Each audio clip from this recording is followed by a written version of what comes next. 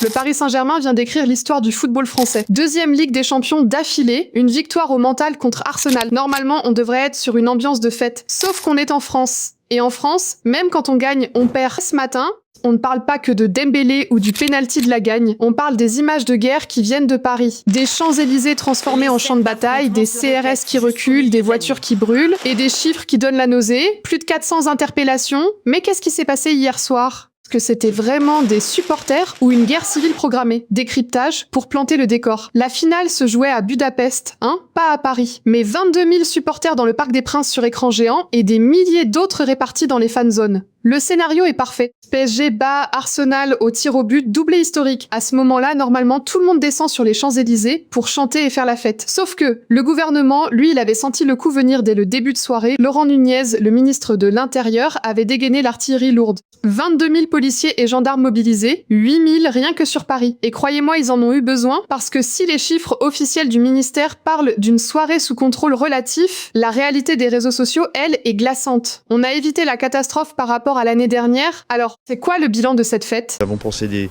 à 780 interpellations sur l'ensemble du territoire national. C'était ça 592 l'année dernière pour le même événement. Donc nous sommes à plus 32%. Et à date, ces 780 interpellations ont donné lieu à 457 gardes à vue.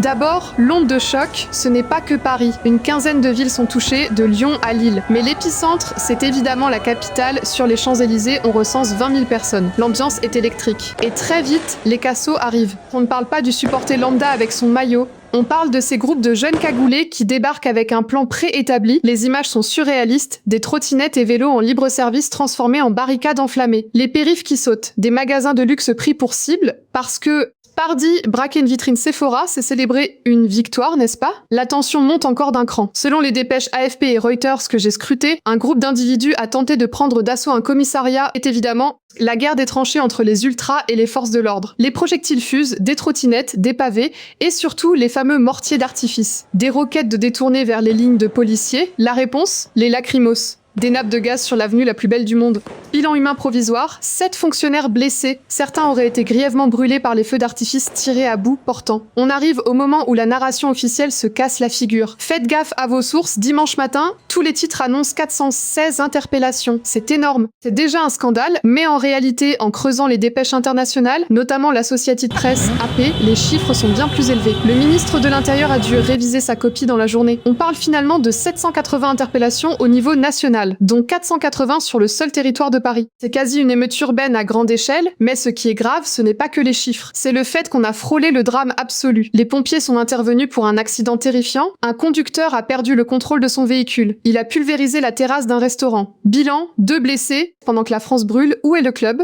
Où sont les joueurs? La classe politique, elle, n'a pas attendu. Et c'est là que ça devient lunaire, des violences absolument inacceptables. Il félicite ces hommes, 780 arrestations, sûr que la situation est sous contrôle. Sauf que les vidéos qui tournent en boucle sur le X, ancien Twitter, montrent qu'à 3h du matin, les pompiers étaient encore visés par des tirs, mais la déclaration qui va buzzer, c'est celle de Marine Le Pen. Et là, je vous jure, elle tape juste, elle écrit « En France ?» que la victoire d'un club de foot déclenche des émeutes. En France, les gens s'enferment chez eux pour éviter la violence le soir de la victoire. Elle pose la question qui fâche, c'est ça notre modèle social? On ne sait plus faire la fête? Et pendant que la France s'écharpe sur qui a raison ou tort, le PSG, lui, prépare son bus. Parce que oui, la parade sur les Champs de Mars, près de la Tour Eiffel, elle est maintenue. 100 000 personnes sont attendues, avec le risque que ça recommence ce soir.